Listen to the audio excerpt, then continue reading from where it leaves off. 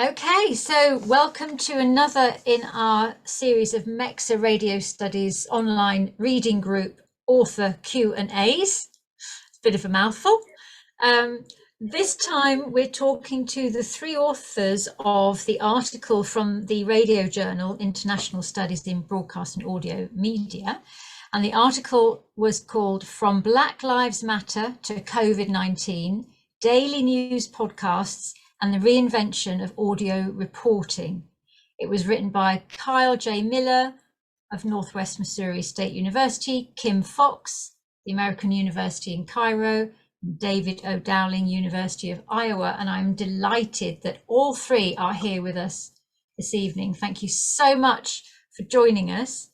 What I will do to start with, I have a list of questions that our members came up with when we had our discussion talking about the article in amongst us and how we felt, what we wanted to know more about, and that sort of thing.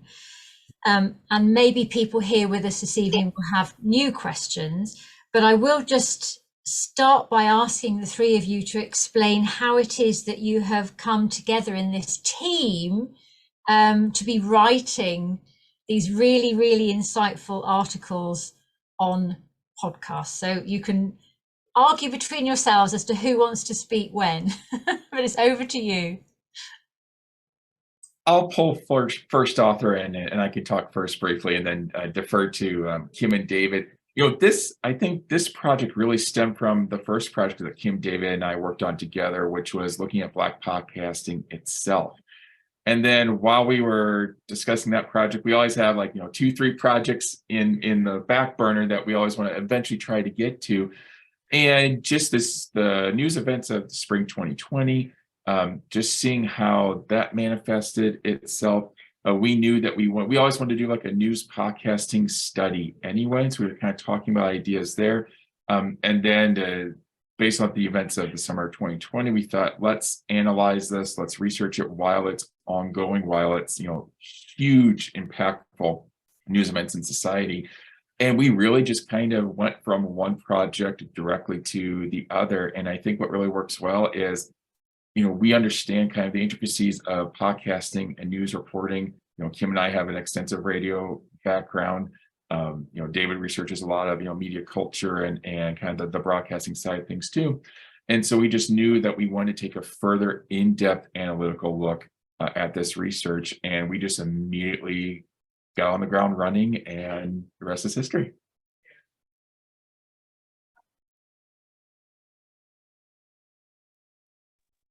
Kyle said it best. Yeah, and just to add to it, I think we I think Kim turned us all onto a CFP for a edited volume, I believe it was. And that CFP had a really interesting sort of set of topics. And we were all looking at it going, oh, why didn't we come up with this? And what can we do to maybe pitch to this wonderful project that was going to happen. And I believe we did reach out to that person, and COVID hit, right? And then I think that project just collapsed completely. We remembered, though, that one of the more compelling of the things on that list, if my memory serves me right, was daily podcasting, daily news podcasting, rather. And we thought, wow, nothing has been done on this. And there's so much exciting that is happening in that direction. Let's just go ahead and carry forward into this really brave, exciting new world, so to speak, of that particular genre. And so I think that was kind of the impetus for it. That's sort of where the idea came from, which is kind of interesting because, right now, I believe, Kim, you're on a project for an edited volume called Podcast Studies. So even though that original edited volume didn't ever come out, and none of us ever showed up in it because it doesn't exist, right? Nor did we ever submit anything to it. But the happy ending to the story is that there's a lot more scholarship to come, and this new world of podcast studies is just really in this sort of wonderful, exciting kind of growth spurt. It's sort of fierce yet short history, right? It is growing so fast, and with, so many great new voices and approaches coming in. So anyway, there's a lot more to come, and we just happen to be lucky to be kind of on the front end of things. So I can see we've got a presentation here. Would you like me to click on it and open, Kim? I think it might be a good recap for those who didn't attend the first meeting that you all had. Okay. But because it's really just basic steps in the process and information. Okay. And Dave, it'll look familiar to you because it's your work. Yeah. So let's do this. There's no sound on it, is there? No. No. Okay, here we go. So what can you see at the moment? Can you see? Yeah. So, and how about now? Are you seeing the presentation now? Yes, in the full slide mode. And again, this is something that I presented recently, maybe a month or so ago. I mentioned it to Kyle and David. Okay. At a local university, not my university, at Al-Azhar. Oh yeah. So yeah.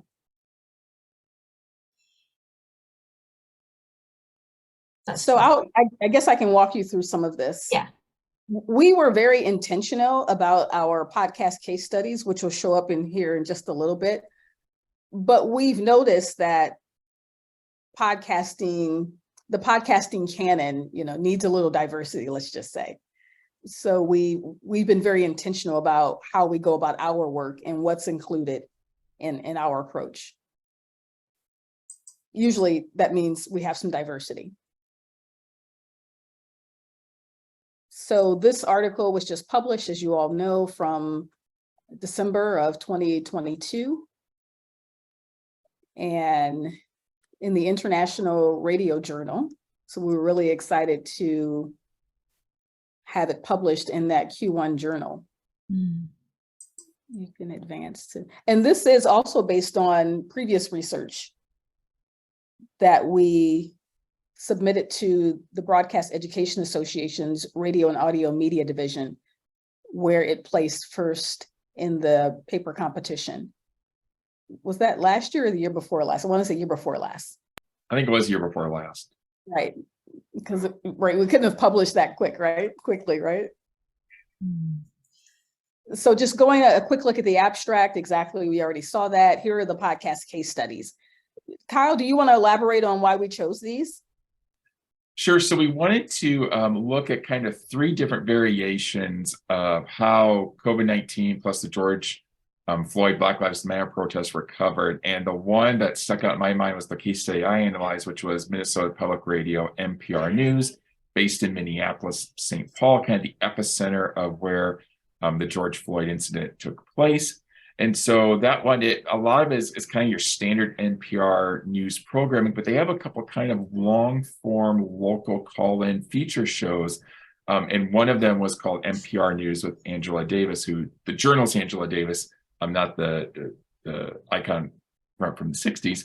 And so we knew that we wanted to focus on that. So I thought that would be a good groundwork for this project. And then, the Daily with the New York Times, the show that David analyzed, looking at just how, a non-broadcast medium tackles podcasting. The New York Times is kind of the national paper of record here in the US. It's a legacy publication. And so how did they look at, podcasting? How did they structure their content? And then the takeaway as well, based with WNYC in New York, but also similar to Minnesota Public Radio News in that, it's kind of an over-the-air radio type of programming that likes to restructure content as podcasting. And that one kind of gave us, like with the New York Times, kind of gave us more of a national approach too. So we had the local look at Minnesota Public Radio, and then the Daily and the Takeaway kind of look at from more kind of a broader national perspective.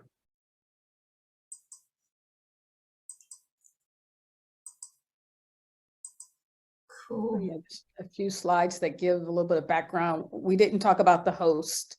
The host of as Kyle mentioned, NPR is a Black woman. The host of The Takeaway is a Latina. She identifies as Latina. And of course, the host of The Daily is a white male. But that was important and intentional for us as we were deciding on the case study podcasts. I'll mention something here quickly, because David mentioned that when we started working on this, there wasn't a lot of research about daily news podcasts. It seems like there's quite a bit more out there now. And it seems like it just bubbled up from the time of the year 2020 until now, that we're seeing a little bit more in regards to daily news podcasts. Nick Newman and Nathan Gallo are with, well, I don't know if they're freelancers, but they're working with the Reuters Institute and have been publishing a report on daily news podcasts from a global perspective, which has a lot of rich information in it.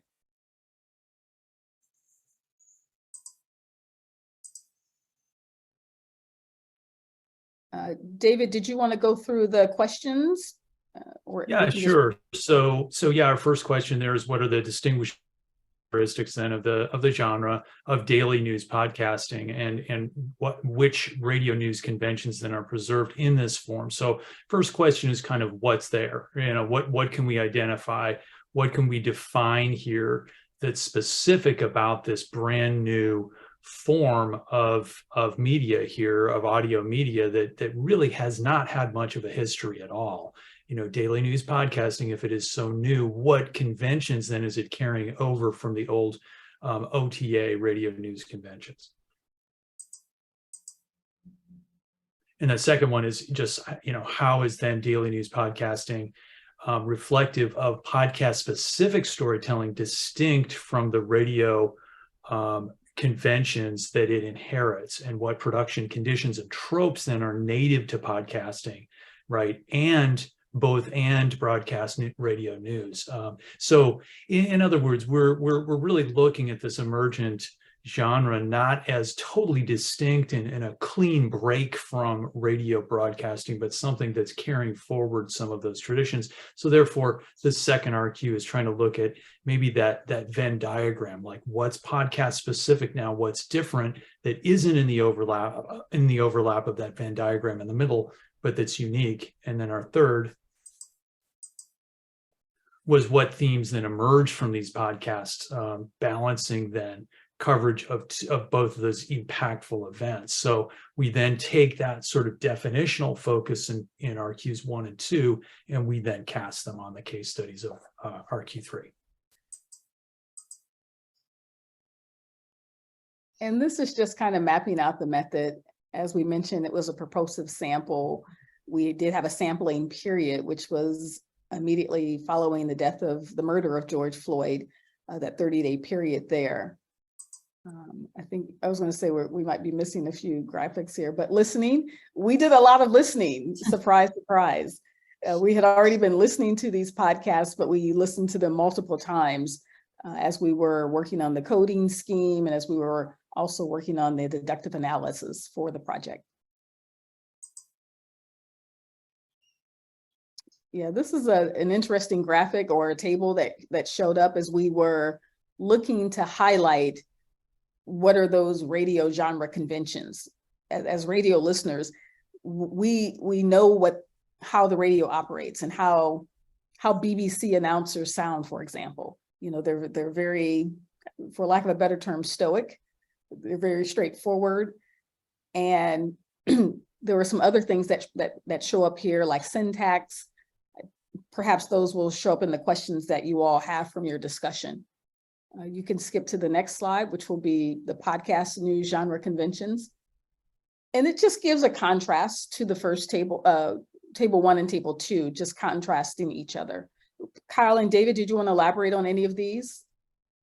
Well, and I think we really based, certainly going back to the radio, based just like what Kim said, in terms of what we kind of think of as, the NPR, BBC, local radio news, and how, you let the interviewees provide emotion, the host just kind of walks you through, the anchor, the reporter walks you through. And the podcasting setup we wanted to do is just kind of flip a little bit of those, to where, looking at, okay, is it different podcasting that the host can provide more emotion, can kind of give a little bit more of an empathy or opinion? Does this storytelling, is it kind of a little bit more of a broader topic where they kind of go into minute details, kind of like a This American Life type of setup? And then finally, and the big one that we really want to look at with the podcasting, and David and I have done research on this before, is that deep dive mentality, kind of that driveway moment of podcasting, where it's, a newsworthy topic, you have 30, 40 minutes to tell the story, you're going to go into that minute detail within that story, to where, broadcasting works on more kind of a clock system. You have your structured, 10 minutes, 10 minutes, 10 minutes, 10 minutes. Whereas in the podcasting component, you have the time needed to tell the story that you want to tell. Right. And I want to mention that last item there as well, the tropes for audio speech. And I think a lot of people picked up on this when the Daily first came out, and you hear Michael Barbaro always interjecting, you hear his affirmations. David, did you want to elaborate on that since you evaluated that podcast specifically? Oh yeah, sure. I mean, he carries forward a lot of, what's typically left out, as mentioned there, packaged broadcast radios, news stories are not going to be including gaffes, slips, et cetera. These things are going to be left out.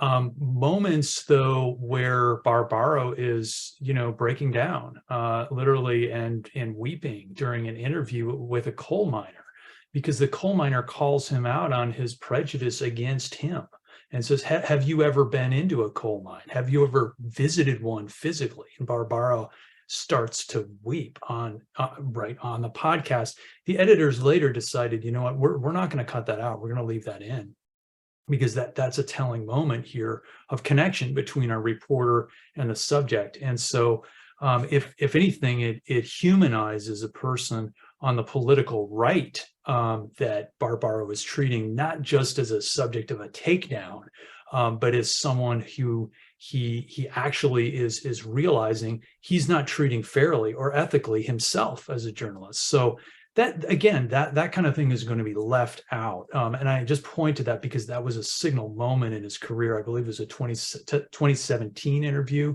with a coal miner with Michael Barbaro piece there for the Daily. And so from there, he carries that forward. And we just see that inclusion of that sort of emotional engagement. And with Black Lives Matter and with COVID, of course, we see an overabundance of opportunities for that kind of engagement with the material that we just wouldn't see in OTA reportage.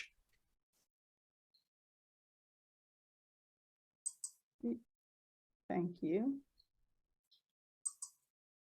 The results, which we'll probably have more discussion on here shortly, we kind of did another study within a study, because even though we looked at the 3 case study podcasts, we also looked at 3 episodes of each of those 3. So it really gets nuanced, so we could have some specific examples there. And yeah, we have all of those details that show up in the results that we'll talk about shortly. Did we go back? Oh, I'm sorry. These were the results from the perspective of the yeah. Right. I'm like, what's going on here?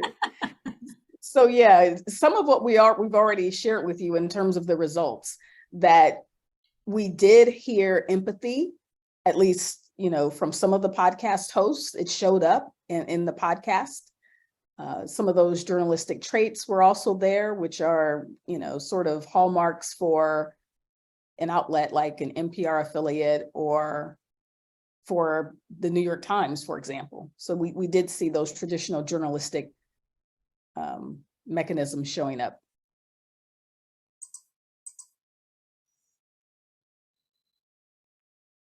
And the same thing here in terms of the Daily and those, this was a specific example for you with the podcast production practices. Say that 5 times.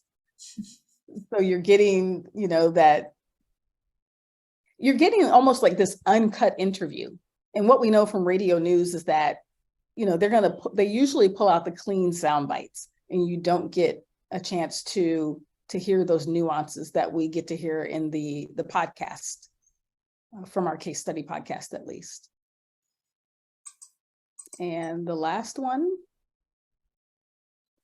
So yeah, it's obvious that the topics that emerged were Black Lives Matter, George Floyd's murder, and COVID-19. But also from that, we had some trickle down in terms of topics from the specific case study episodes that we also reviewed. At least from, what was that, the takeaway? There was that deep listening from the host perspective. And also, the listener gets that too, that uninterrupted storytelling. Kyle mentioned how typically with radio, you're on the clock and you're, sort of adhering to something every 10 minutes, for example. But with podcasts, since they don't have that element, they can kind of just go on. This is related to our genre conventions, what we saw and what we didn't see. So it breaks it down a little bit here. The scoping online content versus over the air was also pretty prevalent. I think we had one example, again, with the takeaway where they said, they use different music for their podcast, right? Yeah, so the takeaway used different music. For the Minnesota Public Radio one, which is kind of interesting, was that they did very minimal changing from what you've heard on the actual affiliate stations versus what was online. And so just kind of the juxtapositions there of, both are rooted in broadcast news, but one takes a little bit more of a heightened approach of differences in the online form as opposed to the other. I think that's it. So let's jump into the Q&A, why don't we? Yeah, absolutely. That's fantastic. Thank you so much. That was really useful. A good reminder, but also a good introduction in case anyone here didn't have a chance to read it recently. So let's open the floor. If there aren't enough questions, I have a list, but but please, anyone who is here, you can put your hand up or smile at the camera and we'll try and, so Kathy O'Hare, what's your question? Hi everybody. Yeah, I actually read the article a couple of months ago, so it sounded very familiar when I was listening. My question is based around the practicalities of how Black people can access media spaces. Because I was at an event in Berlin, the Pre-Europa, which is a pretty prestigious audio maker and journalistic kind of award thing. And there was not one Black person there.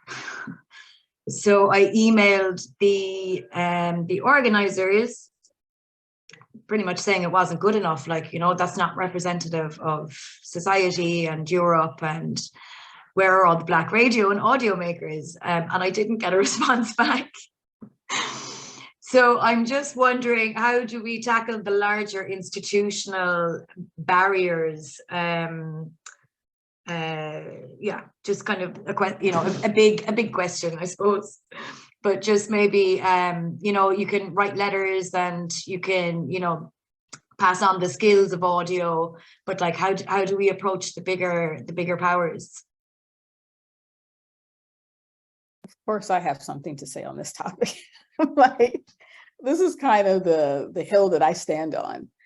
You have to, I'll say this about Kyle and David, because I feel like their approach to inviting me to join them on the research project that we did, and I think we started in 2017, the Curriculum for Blackness. And so that kind of inclusivity that they intentionally sought me out to work on this project, and they could have done it by themselves. But I didn't have to come to them and say, hey, listen to these Black podcasts and let's do a paper on Black podcasters. So it starts with who's involved or who's not involved, or it could start there.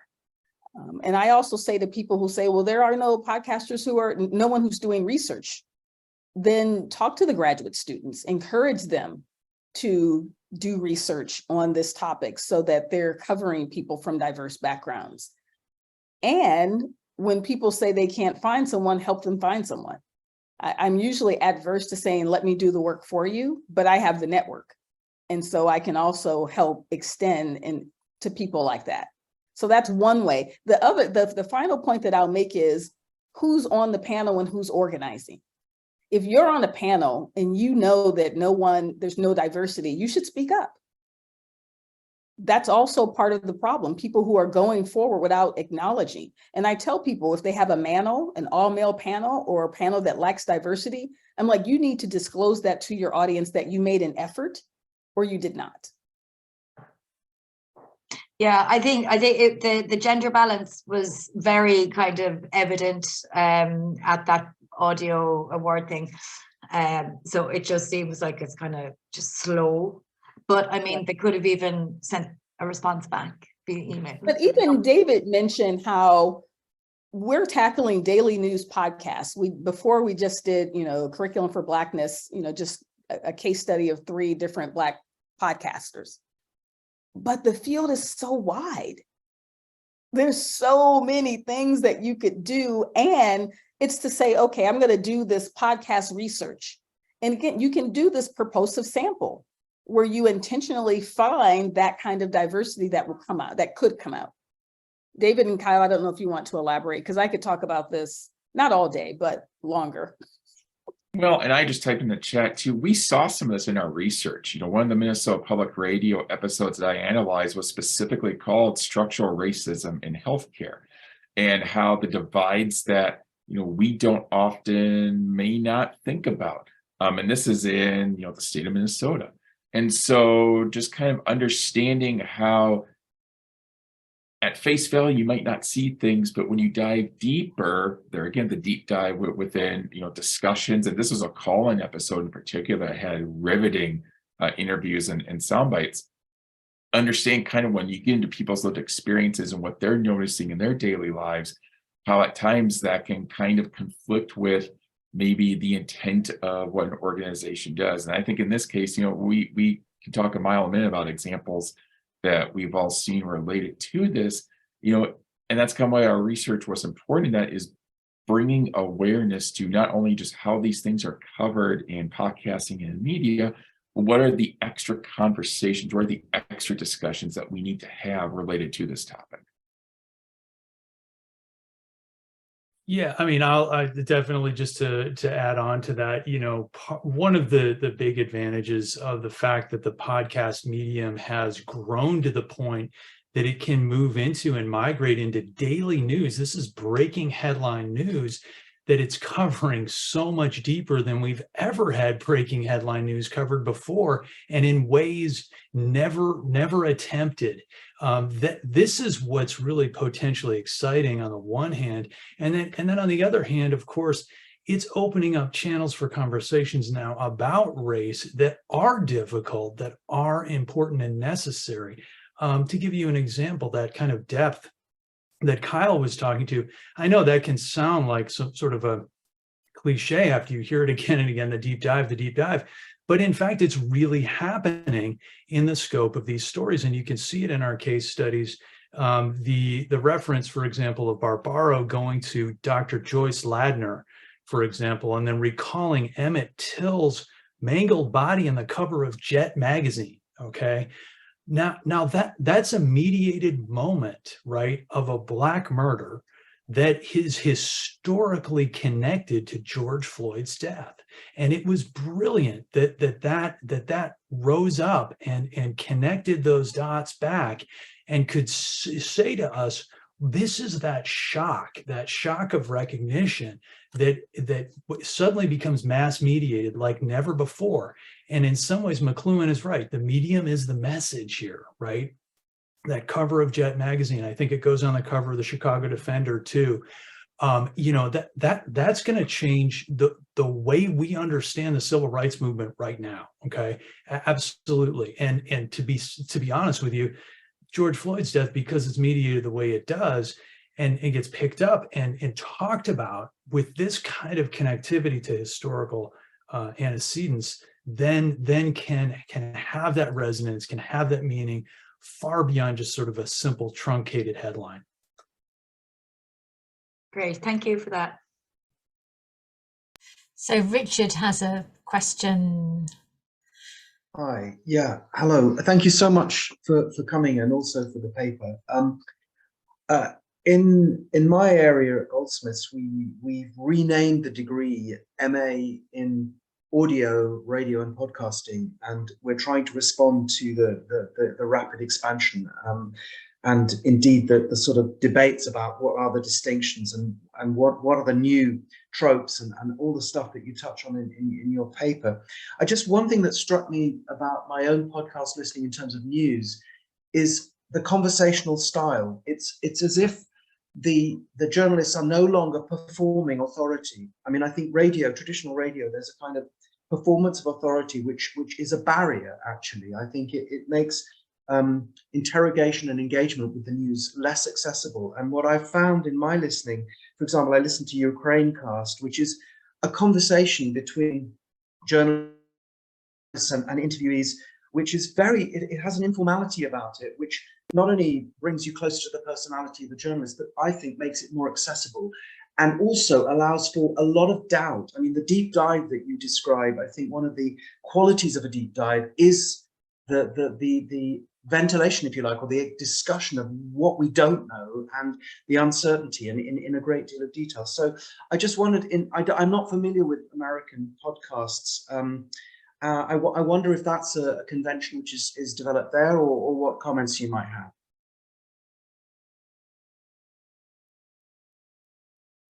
I'll jump in. One of the things about this is that that convention of, as you say, kind of giving air to, leads that might be false, places that the journalists might go that might not lead anywhere, or uncertainties or vulnerabilities, right? Just grappling with anxiety that is baked into our news headlines, that's baked into our very existences. Whether it be race or COVID or a major pandemic, all of that necessitates in some ways that storyteller bear those sorts of anxieties along with us. And in some ways, yes, that you can trace that back to maybe Serial. But you know what? Kyle and Kim and I said, okay, Serial is not the genesis of this medium. There's a long history, and it goes back to maybe Black Twitter and Black bloggers, okay, who then start to form their own podcast networks long before Serial even existed. And Sarah Koenig ever stepped up to the mic and went, gee, I wonder if he was telling me the truth, right? Which, of course, Saturday Night Live parodies really nicely, etc. But I will say a word of caution about transparency as being this new sort of token of authenticity and accuracy. Realize that in the United States, the New York Times was really overreaching when it produced Caliphate, okay? And Caliphate, if you don't know it, is the big long-form podcast that was supposed to be the next Serial. And of course, it wasn't, because the major source of material for the interviews was a complete fraud. He was a young man who claimed that he had been in ISIS, and he was never in ISIS. He got all of his information off of the internet and duped Rukmini Callimachi, who is the head host and world famous investigative reporter in this case. Anyway, long story short, the New York Times had to give back the Peabody it won. It won a Peabody Award for this and had to return it in shame for having done this. Now, what's astonishing about this is that it really was a case of meta-journalistic transparency as performance. And as performance, I mean disingenuous, dissembling, fraudulent, something that we were deceived by. And to be sure, I would argue even the reporters were deceiving themselves with too. It became somewhat dangerous. But I think in the right hands and with the right kind of conscientiousness, it is, I think, imbuing really, I hate to use the word unprecedented, but yes, unprecedented powers to broadcast, audio broadcast journalism as we know it. Thank you.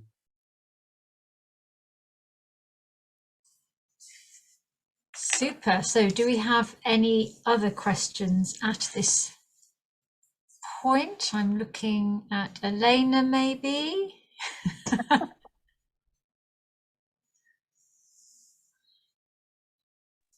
Yes, I also have been reading this article a couple months ago, and we have been discussing within the group.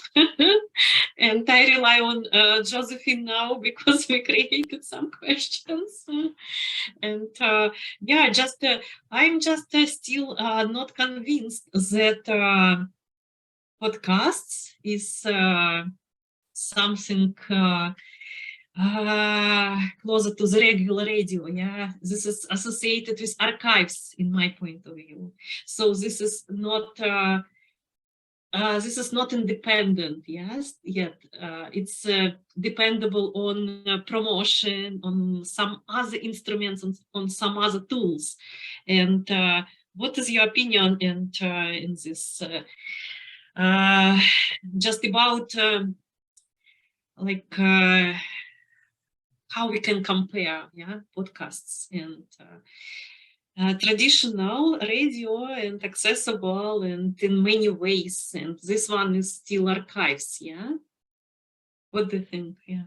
Well, I think with our podcast case studies, they're already affiliated with media outlets. So they have that strength behind them in terms of they already have a promotion department. This content already existed in some form. In the case of the New York Times, the content exists in that Barbero gets to interview his colleagues about stories that they're working on.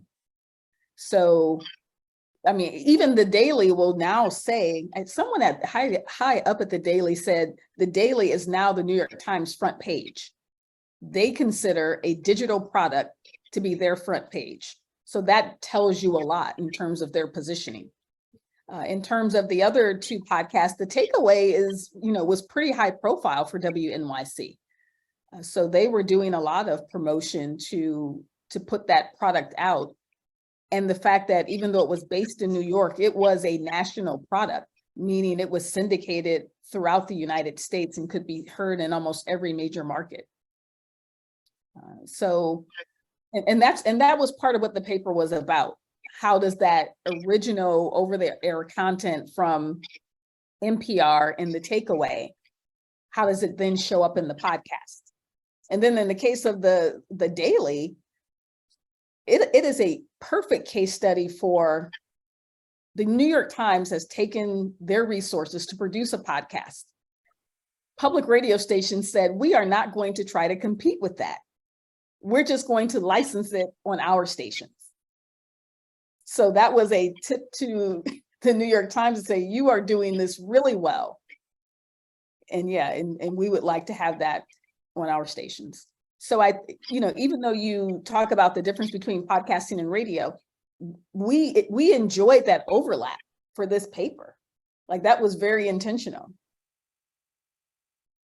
And in fact, I think one of the things that we even looked for the overlap, we wanted to see not just what we enjoyed it, like what Kim said, but we wanted to see the overlap because we know that's kind of where the audio industry has been going for quite some time. And, if it was one thing to criticize, it was, at least the case study I analyzed, maybe an entity like Minnesota Public Radio didn't do enough in terms of maybe digital only content or giving some extra types of information. They had a little bit here and there about referencing that you were listening to it online as opposed to live on Minnesota Public Radio, but that was about it. And so kind of understanding, that part of it, but then also the fact that because it was probably the most geographically centric of all three of them. But even then, Minnesota Public Radio, what the show did, and I think what Angela Davis does fantastically well, is kind of looking at that broader picture. Here's a big national trend and issue, whether it's the Black Lives Matter protest, whether it's George Floyd, or whether it's COVID. And here's how this big national issue is kind of seen within the state of Minnesota, but then also branching that back out and saying, well, this is maybe kind of some discussions we need to have as society at large. So yeah, and just to add on to that, part of what Kyle's finding is so brilliant in doing is to say, look, here's OTA radio that's relatively unchanged going over to podcasting, not to say, oh, they were lazy and just sort of shoveling it onto the podcast medium. It's in fact that it already was produced as podcast-ish, as it were, in all of its genre conventions. Its storytelling was podcast ready, in other words, to go over there. And so what his case study, I think, really shows us is that we don't just see an evolution away from that voice of God, stoic kind of BBC broadcaster into this highly personalized zone called podcasting, but in fact, the daily news that is OTA has started to mimic the conventions that are so wildly popular in the podcast world. And then we can see that at WNYC, et cetera. And that's kind of why that doesn't really have to change much as it comes over into the podcast medium. It's already ready for it, in other words, because it's been produced in all likelihood with those kinds of conventions in mind. It's an interesting kind of reciprocal influence. And exactly as Kyle and Kim are saying, we were interested in that overlap precisely for that reason. Yeah, exactly. And a lot of that gets back into just kind of the branding of the entity too. In terms of, your package is kind of produced and ready to go. It just, okay, now how is the consistently marketed? And that was something that we had kind of took into account, in that discussion element as well.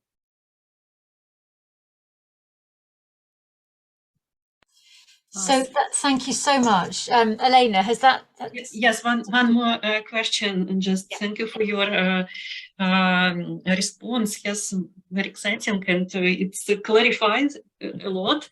And the question is, I'm wondering who run podcasts? Is it belonging to mainstream media, or it is on alternative side? Yeah, and who runs this stuff? Yeah, It's running rogue, Elena. It's I mean, I would like to believe, I like to say that podcasting is the disruptor. And, teaching podcasting, I tell my students, like, yeah, we don't have to play by the radio rules. And that's the beauty of podcasting. So when I think about, well, who runs it, I still want to believe that it has an independent spirit. But we definitely see the takeover in terms of Spotify's influence and other major media companies who are throwing a lot of money at the genre. So yeah, it's a toss-up. That was one of the questions that I'd written down on the list that Elena and the other people in our discussion had made, and I've written one of them down is, to what extent is podcasting activism, or does it have a future as an activist form of media? Yeah. I'm always curious when people say, when is the government going to regulate podcasts? And I say, just go away. Let us just be who we are. like we don't want the government censoring podcasts. And that's what I kind of like about podcasts, because you got to sit and you got to listen. And if it's 2 hours, then you got to sit and listen to 2 hours to hear what's said, because there's a chance that there is no transcript that's searchable so that you can, find out, well, what are they talking about? So I kind of feel, that activism spirit that might take place in a podcast, deep conversations. This kind of happened with Clubhouse as well during the pandemic. It was just like, you had to be in the room to know what was going on. And what are they saying? What are they doing? You got to be there to find out.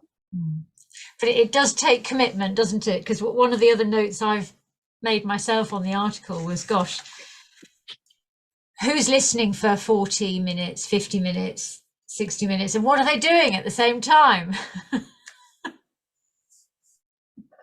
I love and that's it. Yeah, go ahead, Kai.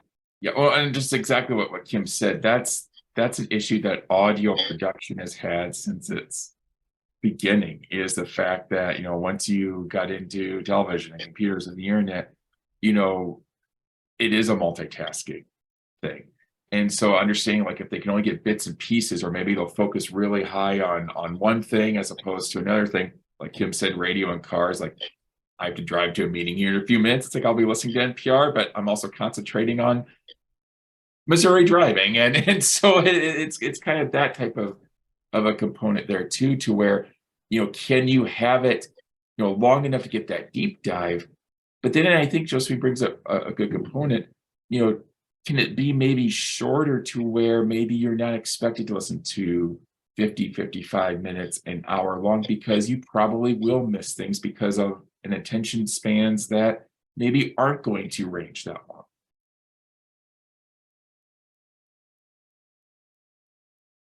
So Richard has his hand up.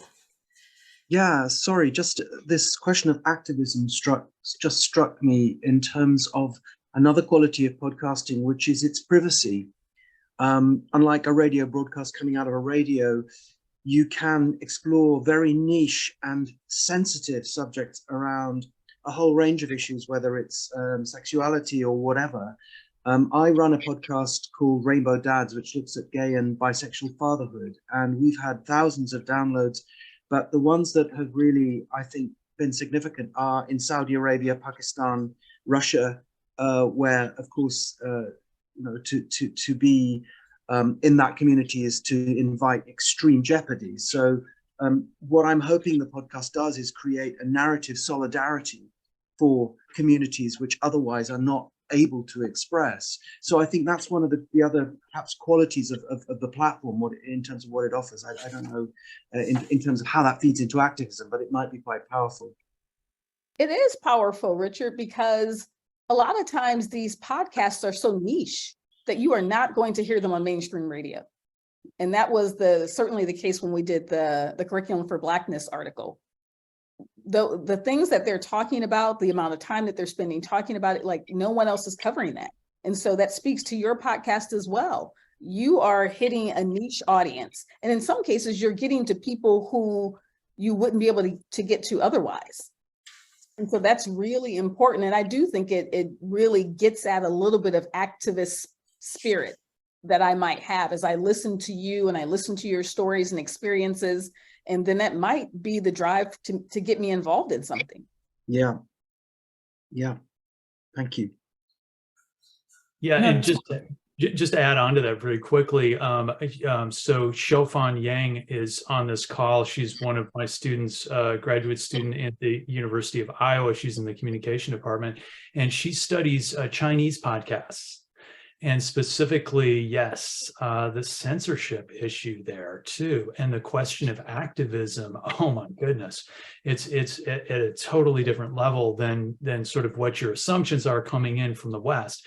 And so, in many ways, we just don't have any scholarship. Shofan, in conversation with me earlier this week, or was it last week? They all run together now. Was mentioning that really there's almost no scholarship.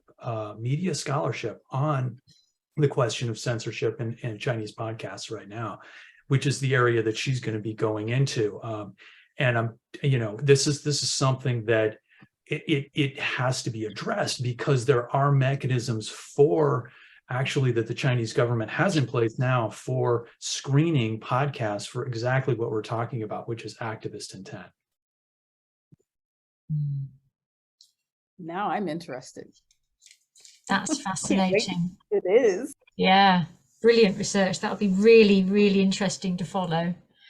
But one of the other comments that came up from our attendees at the last meeting was we noted that these examples we assumed were highly scripted and highly produced, because as you pointed out, you'd selected them from institutions that do that sort of thing.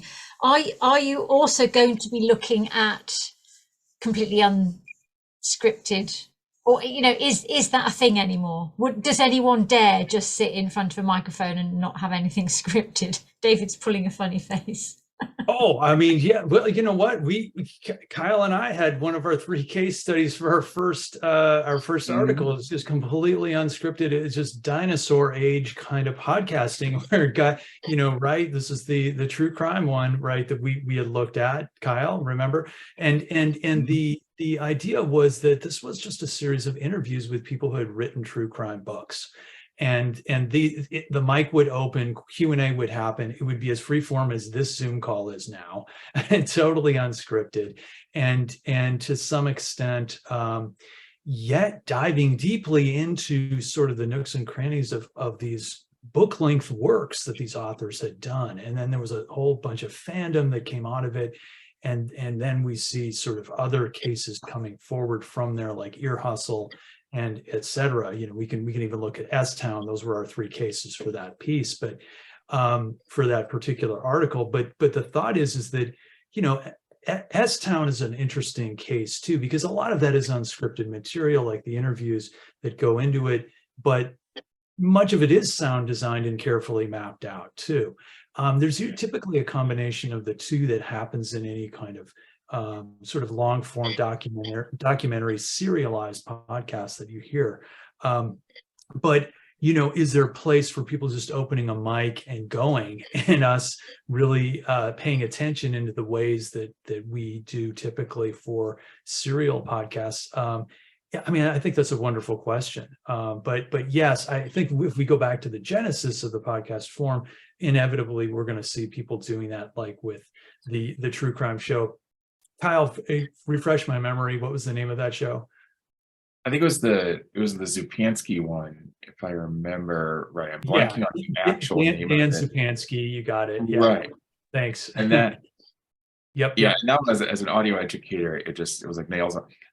Excellent topic. That was just like have a little more, structure and production with it. But he brings up a good point, and that example is a really good example because you look at the type of content in that podcast, and people loved the content. They almost didn't really care that it was kind of just this bare bones production. And I thought that was really fascinating, was that, they kind of looked past all that and said, he's the one asking the questions, and they focused on his podcast as like the big true crime podcasting. I think to also get back to the original question is, like what Kim said, 2 of the 3 that we analyzed in this one were stemmed from live radio.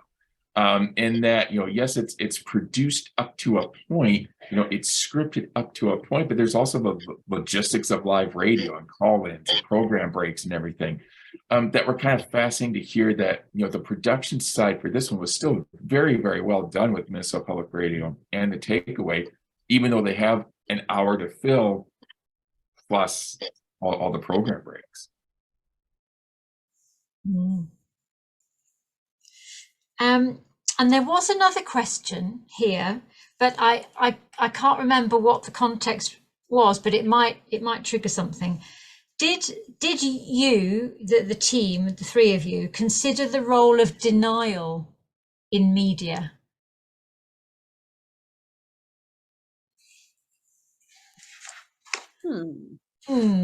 I do find it very interesting. And I guess it depends on the story, positionality, like who's denying what. Is the host denying something? Are media collectively denying something? I mean, I don't feel like in the case of George Floyd's murder, I don't feel like the host on any of our case study podcasts, there was no denial that he was murdered, for example. Like that just did not come up. But I don't know if that's what the question is referring to. It may well have done it. It may well have been the handling of hot topics that might begin to feel difficult. And that might be true as well with COVID-19, like what kind of positionality is involved when radio is talking about COVID. There all of a sudden we got conspiracy theories. Like, what should we believe? Is the media just the mouthpiece for the government? So perhaps that's also what they're alluding to. Yeah, so maybe not necessarily just denial, but deflecting or yeah. Yeah, and to echo kind of what Kim said, in our podcast case studies, we didn't see any denial, but ours are very, very rooted in kind of the traditional radio-centric broadcast journalist type of component.